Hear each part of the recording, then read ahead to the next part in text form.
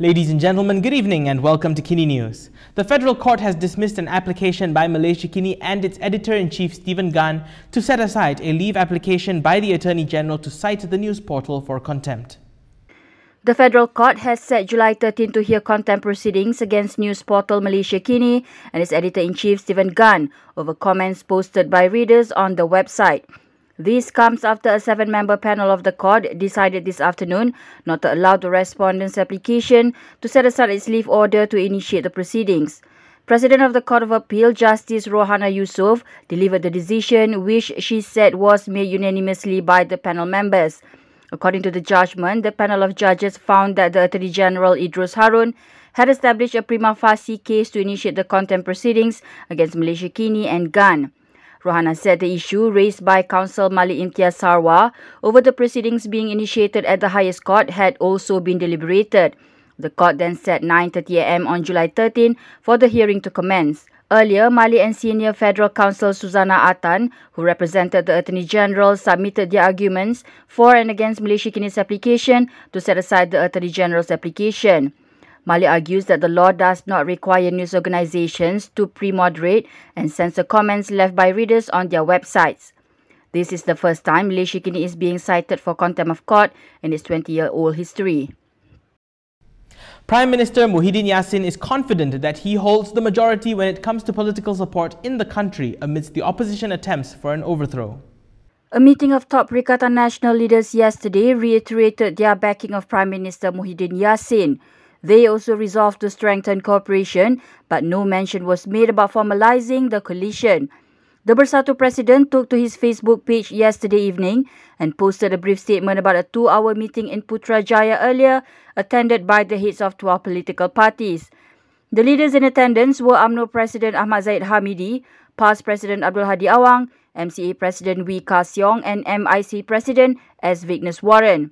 Leaders from Sabah and Sarawak in attendance were PBB President Abang Johari Openg, SUPP President Sim Kui Hian, PDP President Tiong King Sing, PRS President James Masing, PBRS President Joseph Kurup and Star President Jeffrey Kitingan. Also present were PN Government Whip Azmin Ali and Bersatu Secretary General Hamzah Zainuddin. PBB, SUPP, PDP and PRS are part of the Sarawak-based GPS coalition, while UMNO, MCA, MIC and PBRS are part of BN. UMNO also has an alliance with PAS under the Muafakat Nasional banner.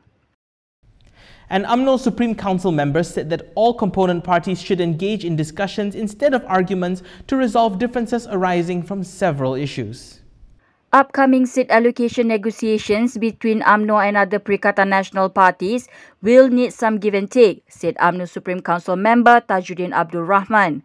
Tajuddin was asked to comment on whether issues related to seat distribution for the next general election were raised among PN leaders during yesterday's meeting in Putrajaya. No need to fight, then no need to compromise.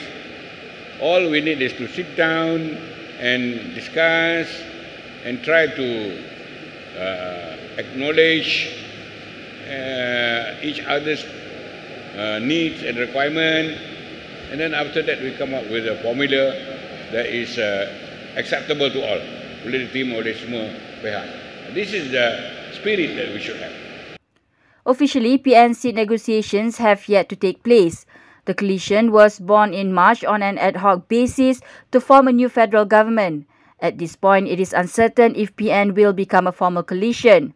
Should PN component parties agree to go into the next election as a team, it is expected that the major sticking point for negotiations will be the fact that more than half of the MPs in Bersatu defected from UMNO between 2018 and 2019. Yesterday, top PN coalition leaders and Prime Minister Muhyiddin Yassin met, where they reaffirmed their support for the Paguh MP to continue leading the country. Commenting on the meeting, Tajuddin said the purpose of the meeting, to his knowledge, was meant to strengthen ties between the parties. The government's latest decision to reopen tertiary education institutions is not going down well with students and parents alike, according to a former minister. Putrajaya's decision to reopen tertiary education institutions on short notice, despite previous announcements, will make it difficult for students and the universities. According to former Youth and Sports Minister Syed Saddiq Syed Abdul Rahman, he received many complaints from students and their families with regards to the decision. The Muar MP said students have not only emptied out their dormitories, but there are those who have also ended their house rental contracts and some who have purchased expensive tickets to go home, such as those from Sabah and Sarawak. With the decision being made, some students will have to find new rental accommodations as soon as possible. While Syed Saddiq agreed that universities should be reopened, he believed that such a rash decision would burden the parties involved. Such decisions should take into consideration from all stakeholders, including students, lecturers and the university administration, he added. As such, he hoped the Higher Education Ministry can clarify this matter to relieve the worries of everyone affected. Defence Minister Ismail Sabri Yaakob had said yesterday that tertiary education institutions will be reopened soon and that the Higher Education Minister will announce the dates shortly.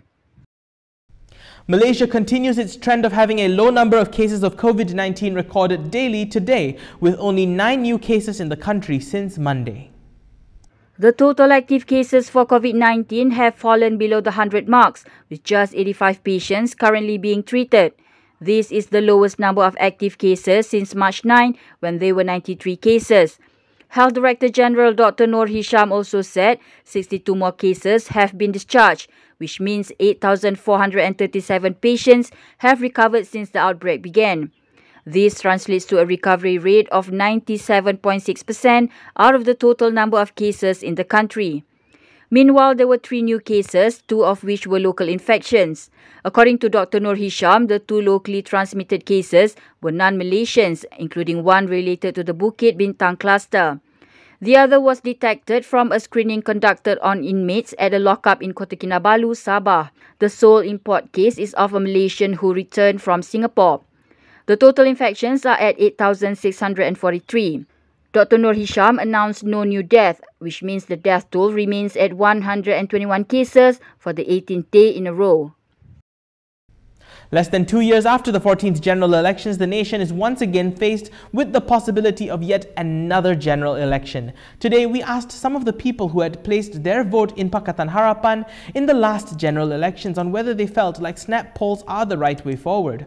We also wanted to find out what they think of the proposal for Warisan Chief Shafi Apdal to be the Prime Ministerial candidate. Shafi Apdal is an honest guy and he is not a betrayer, he is not a jumping frog. The Prime Minister of West Malaysia depends on the support of Sabah and Sarawak. It's a good idea, it's a grand, genius idea from Dr. Mahathir. It doesn't make sense. What is behind Tun's mind when he even suggests something like that? He not wanting Anwar to be PM at all seems to be confirmed by such decisions. It's not fair to him because over the years,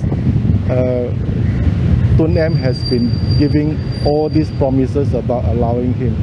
With the national conversation boiling over as to whether fresh polls are really about to happen and trying to find the most suitable candidates to become the Prime Minister, many of our respondents we spoke to had one thing in common. They are tired. If you consider the present government that is backdoor people, what are they doing? They're also not too good because they're doing all these things, fighting against each other. The promissory note where that Pakatan Harapan declared that it must be given to Anwar Ibrahim should be fulfilled. Let him take his term or give the power back to the people of this country to make the decision again. Way that they have behaved both, PH and VN and PN, that none of them actually cares what happens to Malaysia or the public. Whole bunch of them just wanting position for the sake of being in control of government. Our opposition party has been very kind to him. They should put their feet down and telling Tun M enough is enough. Now we should control, and since we are the majority in the opposition, we should have our say and do what we think is right. Better Mahathir, Pakatan will never win. Quite a lot of supporters from GPS, I believe so. Warisan is fully under support. Saya pilih bukan PH lah, selain daripada PH lah. After this tussle, you just hope that maybe a new configuration will come out of maybe PH minus, you know, Mahathir and his ambition and so on and all that. Even if they don't win Putrajaya and they become just very strong opposition again, but still uphold the ideals that they expounded before GE 14, I mean, I will vote for them. Still to come after the break, UK's Prime Minister Boris Johnson makes a direct international response to the residents of a former UK territory. Don't touch that dial, we'll be right back.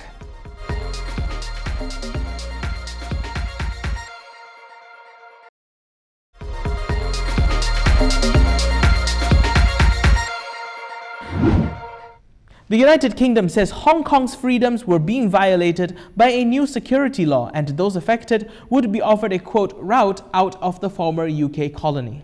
The enactment and imposition of this national security law. Jebson.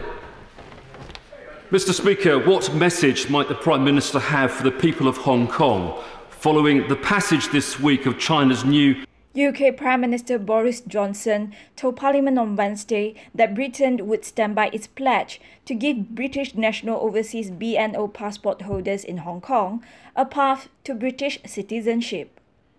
Almost 3 million Hong Kong residents are eligible for the passport. There were 349,881 holders of the passports as of February. That if China continued down this path, we would introduce a new route for those with British national overseas status to enter the UK, granting them limited leave to remain with the ability to live and work in the UK and thereafter to apply for citizenship. And that is precisely what we will do now. Hong Kong police fired water cannon and tear gas and arrested nearly 200 people as protesters took to the streets in defiance of sweeping security legislation introduced by China that they say is aimed at snuffing out dissent.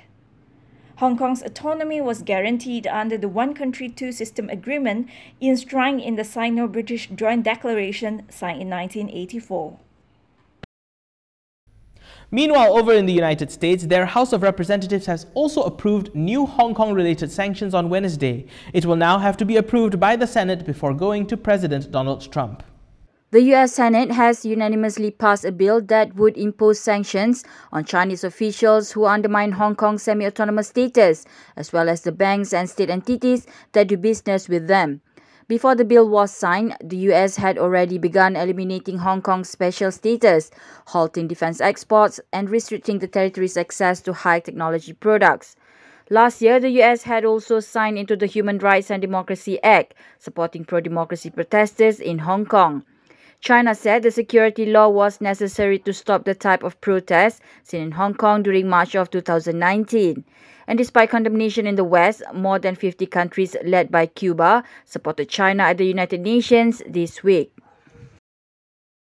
And that's all we have time for today, ladies and gentlemen. For more stories, don't forget you can head over to KiniTV.com. Don't forget to follow us on Instagram, Twitter, YouTube and Facebook for the latest news updates. Remember to wear a mask and to wash your hands. Now, speaking of washing, check out this footage of a rare Javan rhino having a mud bath captured on hidden camera. I'm Daniel Anthony. Thanks for watching and stay safe, Malaysia.